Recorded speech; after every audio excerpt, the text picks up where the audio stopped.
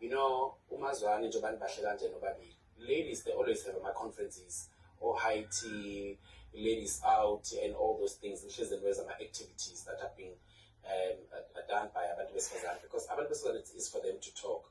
Amadoda, it's not easy ukusebenza nabo. I'm making an example.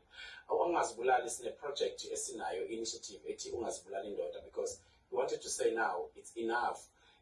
As amadoda, we are dying. Ake size thina amadoda and young boys sizokhuluma thina. But let me tell you this, still difficult. The only thing that will save our brothers ukuthi baphumele obala bakhulume, because they is dying.